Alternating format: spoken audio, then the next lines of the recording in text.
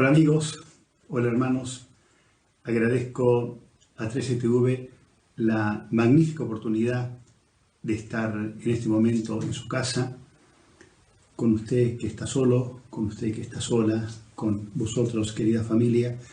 Soy el padre José Antonio Medina, soy sacerdote diocesano de Getafe y en la actualidad soy el capellán del Hospital Universitario Infanta Elena, como así también del Monasterio de las Clarisas y confesor de la parroquia Santiago Apóstol, todo esto en la ciudad madrileña de Valdemoro.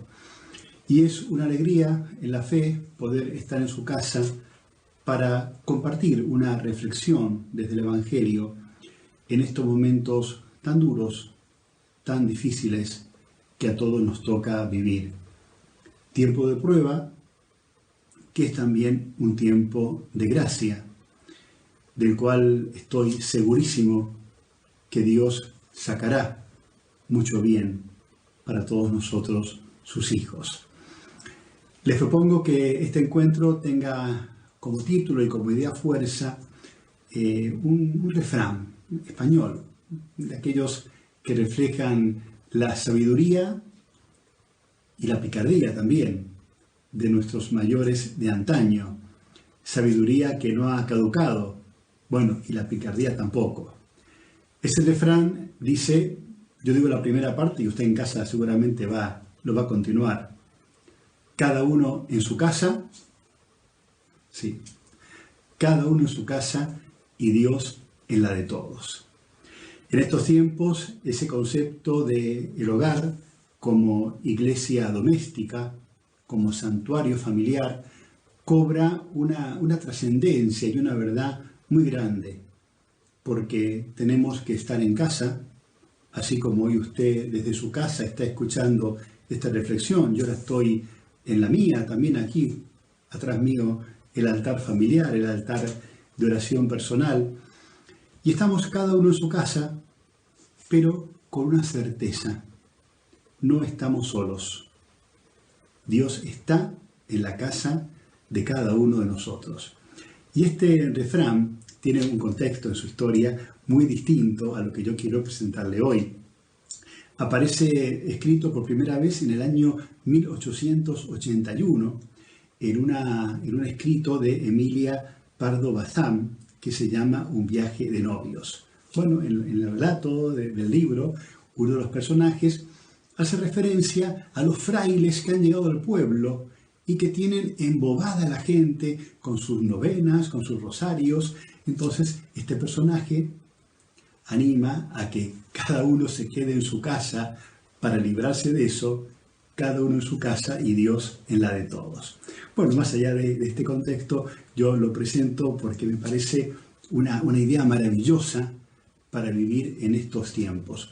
Pero yo me animo a presentarla de una manera completa y distinta. Por ejemplo, yo hoy lo enuncio de esta manera: cada uno en su casa y Dios en la de todos. Y una vez que estés en tu casa, entra en tu habitación, cierra la puerta y reza a Dios en lo secreto, y Dios en lo secreto te va a recompensar.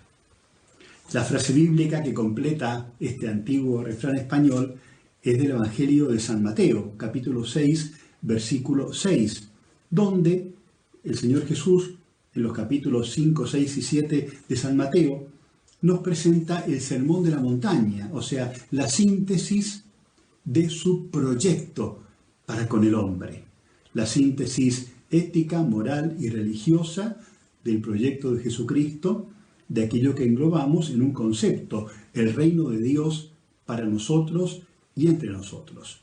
Y redescubrir nuestro hogar en estos tiempos de Cuaresma y de cuarentena.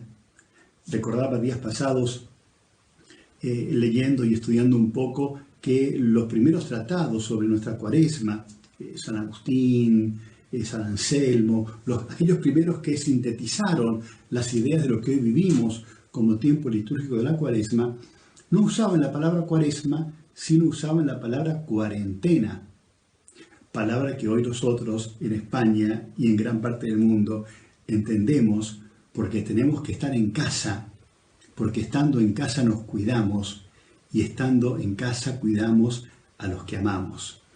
Pues bien, redescubrir el hogar, la casa familiar, nuestro espacio más privado, en nuestra habitación, en nuestro escritorio, como un ámbito para la oración.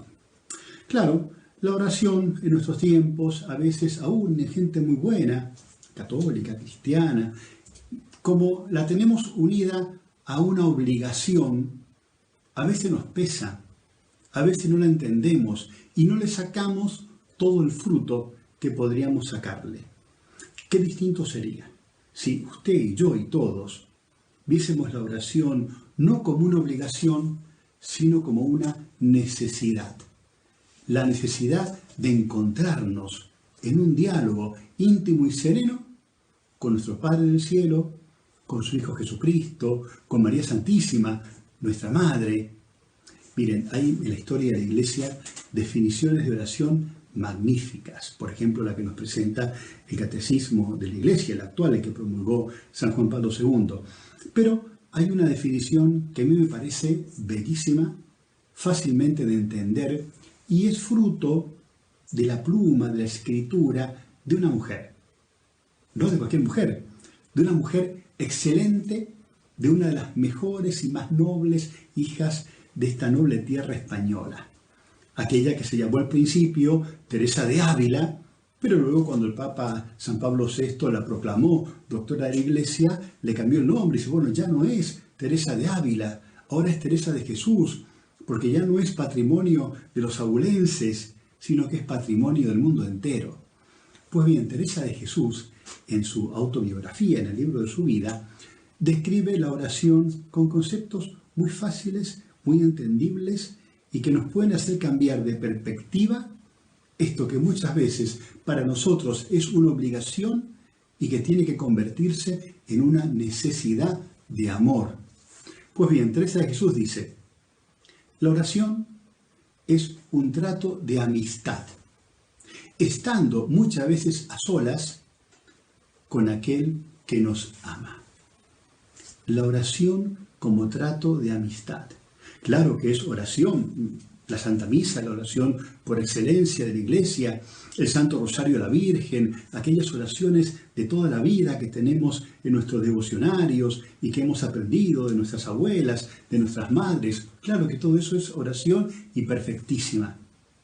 Pero descubrir la oración como un diálogo de amistad con Dios, aquel que nos ama y que nos ha comprobado de verdad que nos ama, entregando su vida por todos nosotros en la cruz.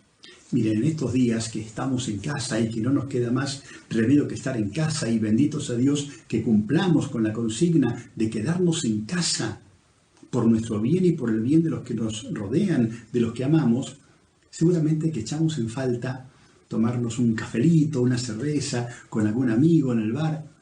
Bueno, ese concepto tan simple, tan arraigado en la cultura de España y en la de tantos pueblos, compartir con el amigo un café, una cerveza. Bueno, a ver, cambiemos el registro.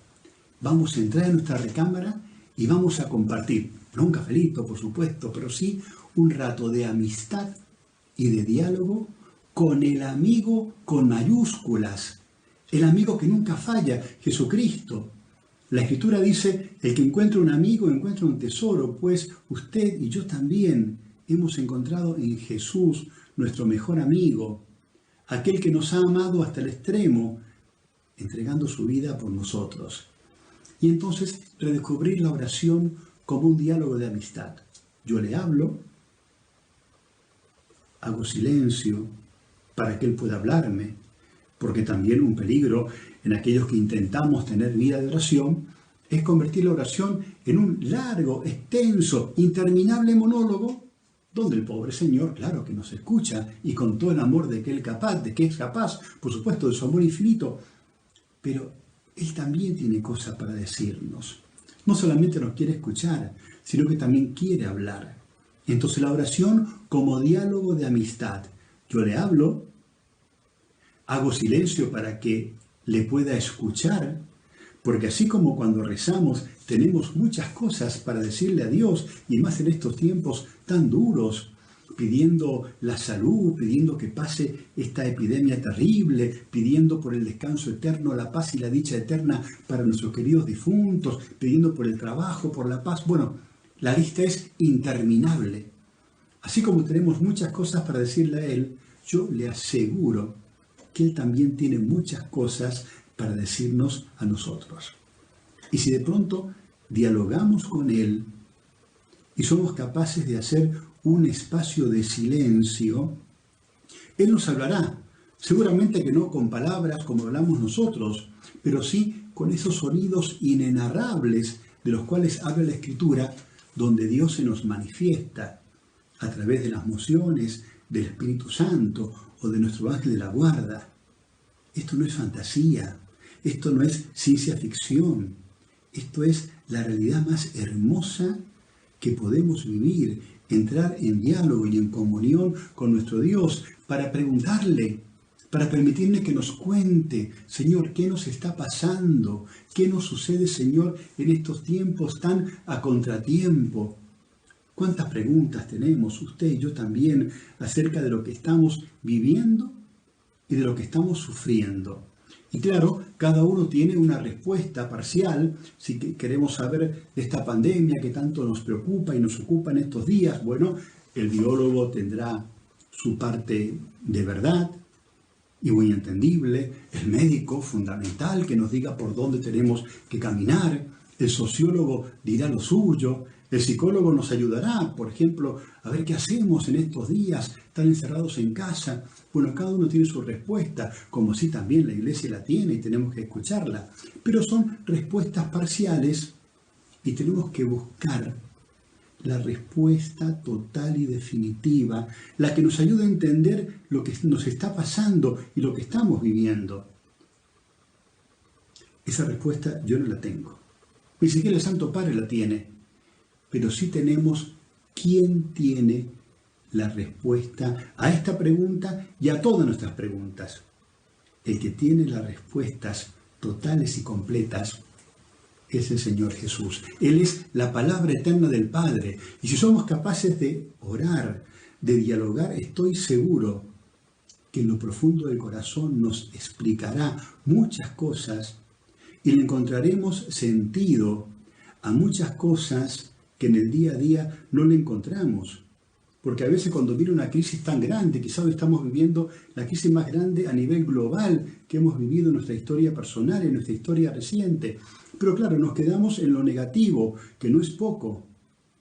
Pero ¿y si nos animamos a ver la crisis como una oportunidad de crecimiento, de maduración en la fe, de descubrirlo a Dios vivo y presente en cada acontecimiento?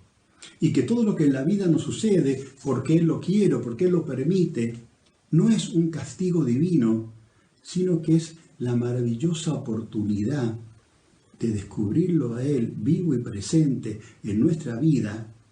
Y a través de tantas cosas que llamamos males, quizá la lectura sea muy distinta y esta crisis tan dura y tan difícil que todos atravesamos se convierta en una maravillosa oportunidad de crecer, de madurar en la fe, de redescubrirlo a Él vivo y presente en cada persona, en cada situación, en cada acontecimiento. Pues bien, yo le animo a que cada uno siga en su casa con la certeza de que Dios seguirá en la de todos y que estando en nuestra casa busquemos espacios de intimidad para que en la intimidad de nuestra habitación o de nuestro escritorio podamos cerrar la puerta, hablarle a Dios en lo escondido, y Dios que ve en lo escondido y lo secreto nos recompensará. Nos dará paz, nos dará alegría, nos dará certeza en la fe, nos dará un entendimiento que solamente Él nos puede dar acerca de lo que hemos vivido, de lo que estamos viviendo y de lo que nos queda por vivir.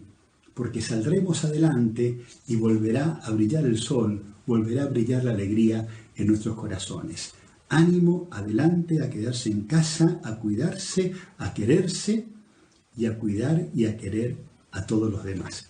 Permítanme, para despedirme, nuevamente mi gratitud por haberme permitido estar en vuestra casa en este momento y darles lo más sagrado que un sacerdote tenemos, que es a Jesucristo. Permítanme darle la bendición. El Señor esté con vosotros y que la bendición de Dios Todopoderoso, Padre, Hijo y Espíritu Santo, descienda sobre vosotros y permanezca para siempre.